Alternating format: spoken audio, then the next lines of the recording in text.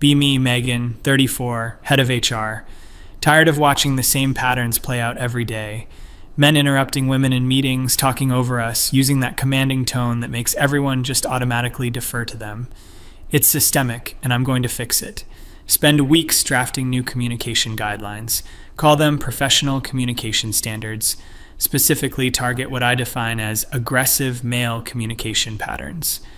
Things like speaking in declarative statements without hedging language, interrupting others or building directly off previous points without explicit permission, using definitive language like "we need to" or "this will" instead of "perhaps we could consider," taking up too much space in conversations, displaying confidence without sufficient deference to others' perspectives.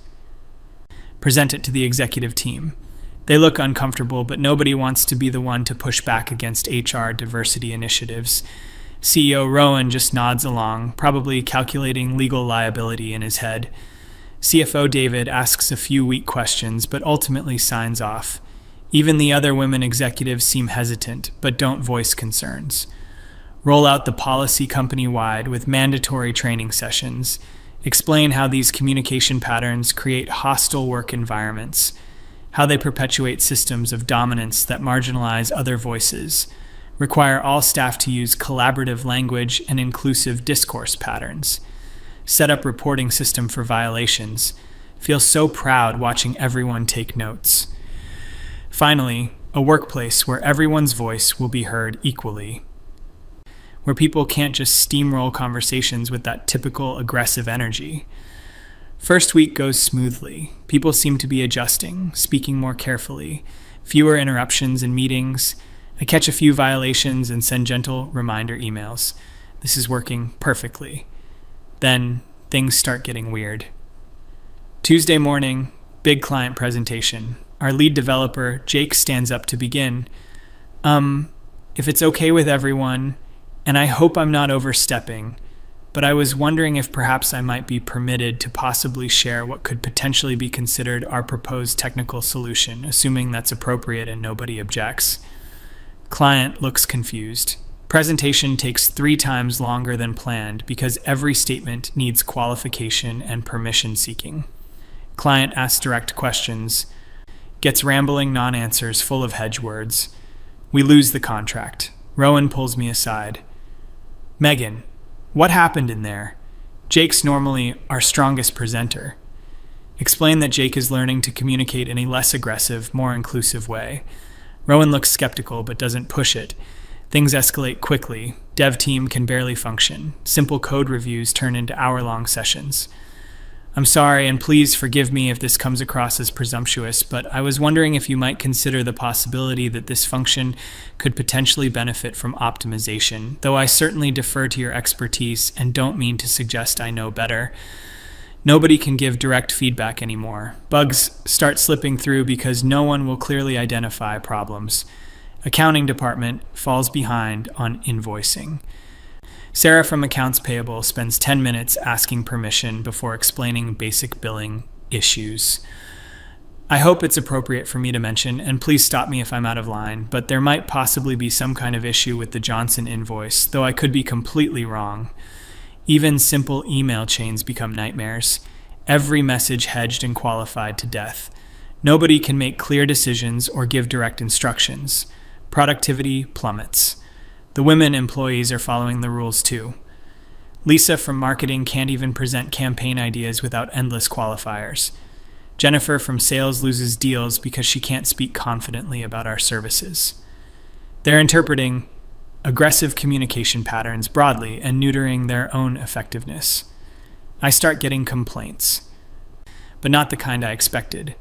People aren't complaining about the policy itself. They're asking for clarification on the rules, requesting more detailed guidelines on acceptable language, wanting to ensure they're in full compliance. Rowan schedules emergency meeting with executive team, conference room full of hedge words and endless qualification. Perhaps we might consider the possibility that there could be some challenges with current operational efficiency, though I certainly don't want to suggest anyone is at fault. Nobody can have a real conversation. Meeting runs 3 hours and accomplishes nothing. Clients start noticing. Our biggest account asks why everyone sounds so uncertain and indirect. Competitor swoops in with confident presentation and steals the business. Revenue drops 30% in 6 weeks. Still getting reports of violations.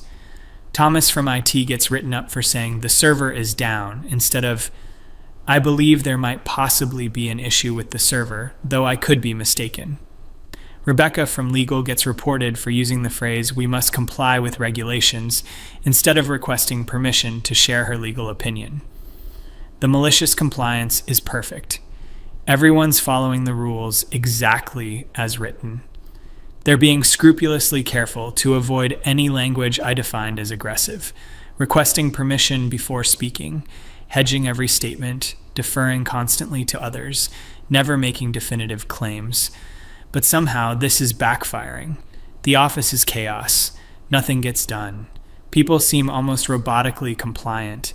There's this weird energy, like everyone's performing compliance rather than embracing it. Rowan calls me in for serious conversation. Megan, we need to talk about these communication guidelines.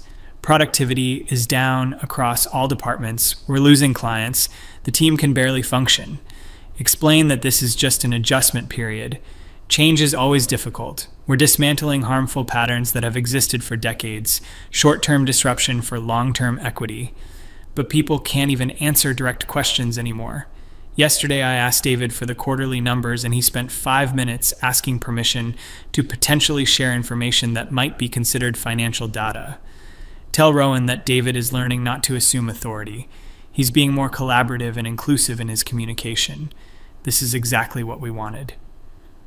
Rowan looks exhausted. No, Megan, this isn't what we wanted. We wanted better communication, not paralyzed communication. People are afraid to speak up in meetings. Decisions aren't getting made. We're hemorrhaging money. Suggests that maybe Rowan is uncomfortable with losing his traditional communication privileges. Maybe he's feeling threatened by more equitable discourse patterns. Rowan gets that look, the one men get when they're trying not to say something. Megan, I'm going to be very clear with you. These guidelines are causing serious operational problems. We need to revise them immediately. Notice he said, I'm going to be very clear. Classic aggressive male communication pattern. Write him up for violation of policy. Explain that his definitive language creates hierarchical power dynamics. He just stares at me.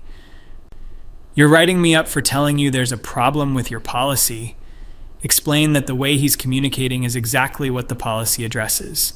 He should have said something like, perhaps we might consider reviewing the guidelines if possible.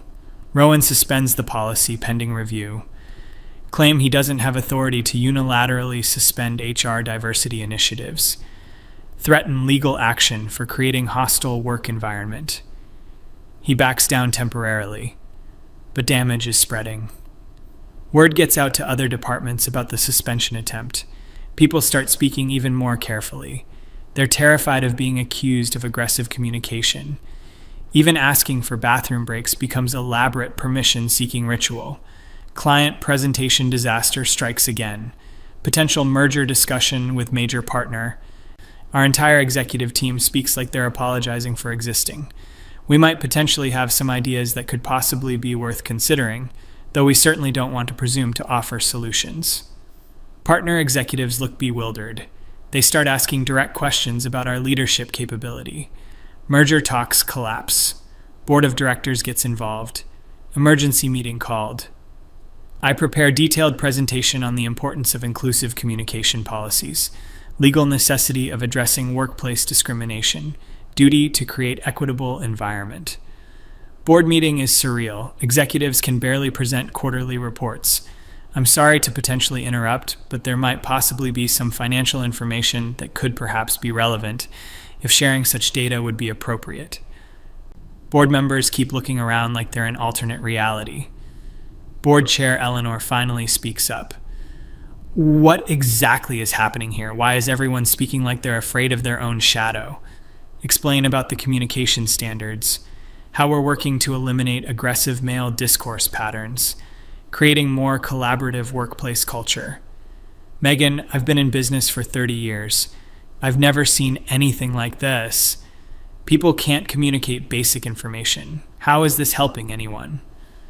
Tell Eleanor that dismantling patriarchal communication structures requires fundamental changes, that her resistance to new paradigms might reflect internalized biases.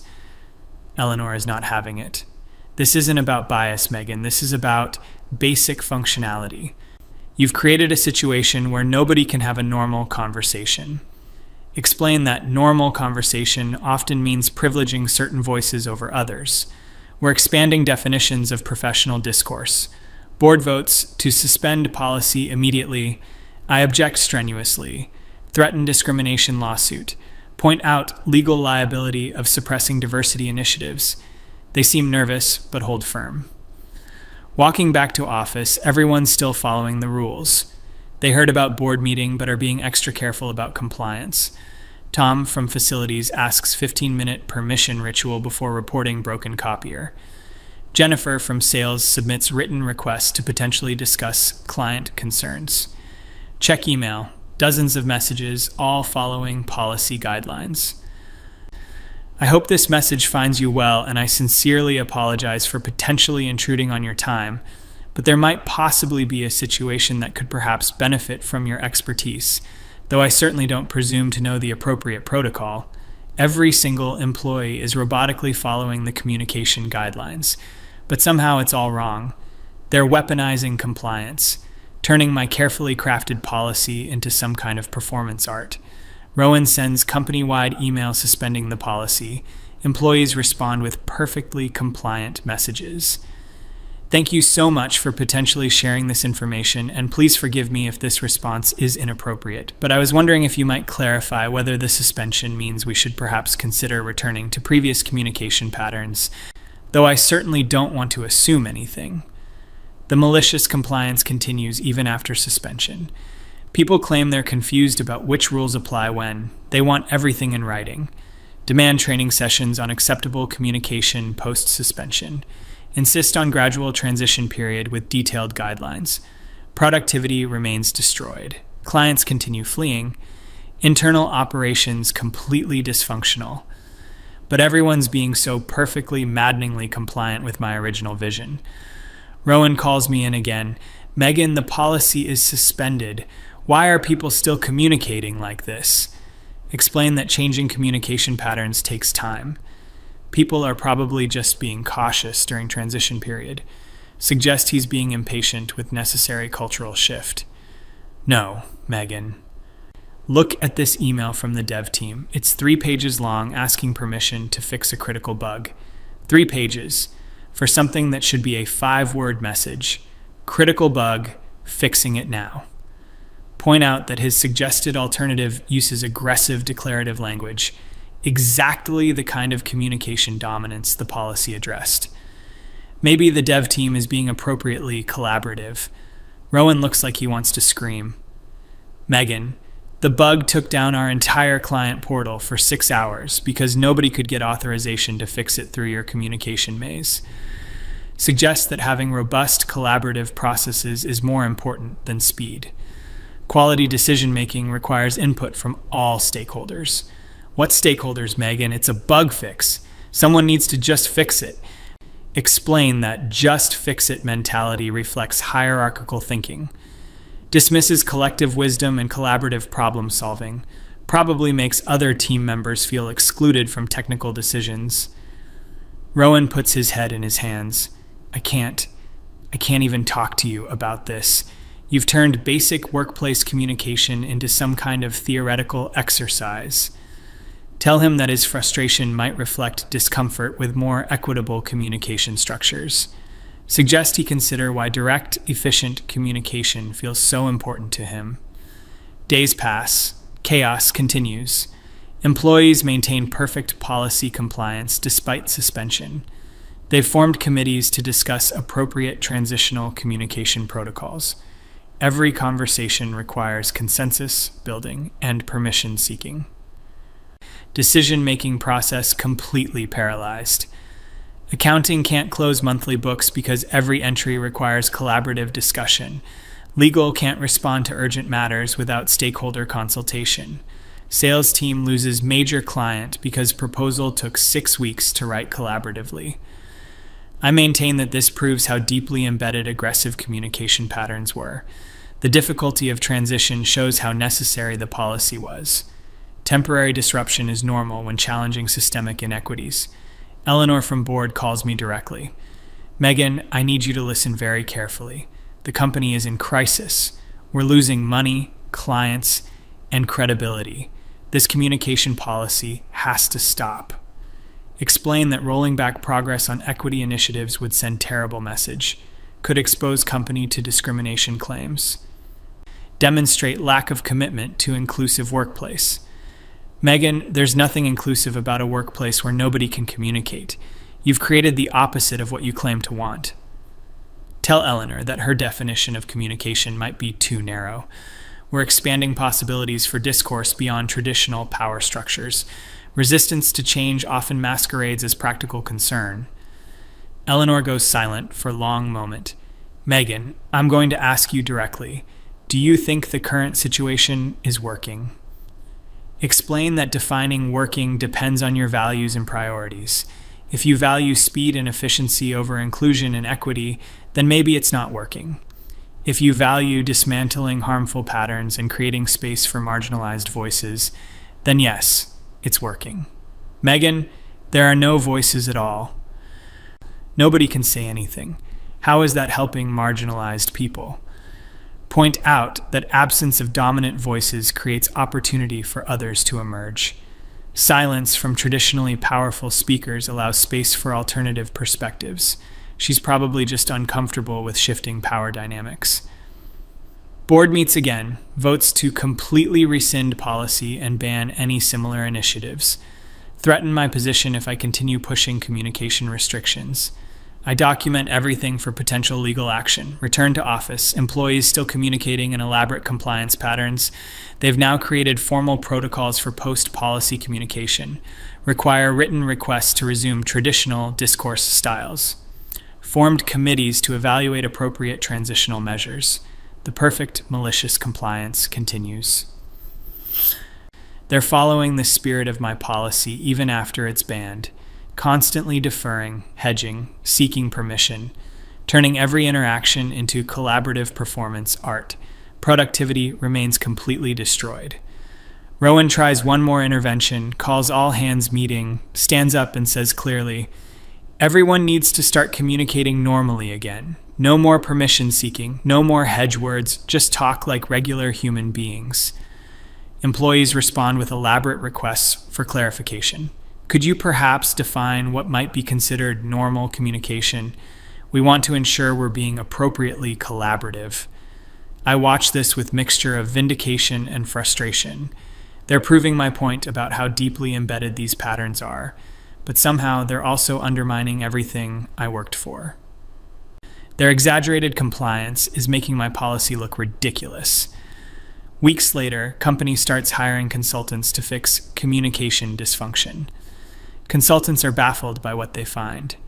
Employees robotically following non-existent policy guidelines, requesting permission for basic job functions, hedging every statement to death. I get called into final meeting with Rowan and Eleanor. Megan, we need to understand what happened here. Why won't people just communicate normally? Explain that normal is subjective and culturally constructed. Maybe what they're seeing is people being more thoughtful about inclusive discourse. Resistance to change often creates temporary operational challenges. Megan, it's been 3 months. People are still asking permission to answer direct questions. This isn't thoughtfulness, it's paralysis. Suggest that their impatience with collaborative processes reveals attachment to hierarchical efficiency. Maybe they should examine why slow, consensus-based communication feels so threatening. Eleanor leans forward. Megan, I'm going to ask you one more time. Do you take any responsibility for what's happening in this office? Explain that change is always difficult. Dismantling systemic inequities requires sustained effort. Temporary disruption is normal when challenging established power structures. What about the employees who can't do their jobs? What about the clients we've lost? What about the money we're hemorrhaging? Point out that those metrics reflect traditional values around productivity and profit. Maybe we should be measuring success differently, considering impact on workplace equity and inclusive culture. They look at each other. Rowan speaks quietly. Megan, you're fired. File wrongful termination claim. Document pattern of discrimination against diversity initiatives. Prepare case around retaliation for implementing equity policies. They've played right into my hands. Leave office while employees continue their elaborate compliance performance. Still requesting permission for basic communications. Still hedging every statement. Still creating committees for simple decisions. My policy lives on in their perfect, maddening adherence to its principles. Months later, hear through former colleagues that company eventually hired deprogramming consultant. Took nearly a year to get people communicating normally again. Massive financial losses. Several clients never returned. Legal fees from my lawsuit. But I know I was right. The resistance to my policy just proved how necessary it was. Their inability to adapt showed how deeply embedded toxic communication patterns had become. The chaos was evidence of systemic dysfunction, not policy failure. Now working at new company, already identifying problematic communication dynamics, planning more sophisticated approach to inclusive discourse policies. They won't catch me off guard this time. Some people just aren't ready for real change. But that doesn't mean we stop fighting for equity. Next time, I'll build better enforcement mechanisms, create clearer accountability structures, develop more comprehensive training programs. The work continues. Because dismantling patriarchal communication structures is too important to abandon, even when people maliciously comply their way into proving your point. Even when they can't handle the necessary disruption of meaningful change, especially when they blame you for their own resistance to growth. They showed exactly who they really were, and I showed exactly who I really am. Someone willing to fight for justice even when it's inconvenient. Even when people weaponize compliance to undermine progress. Even when they choose dysfunction over equity. Onward to the next battle.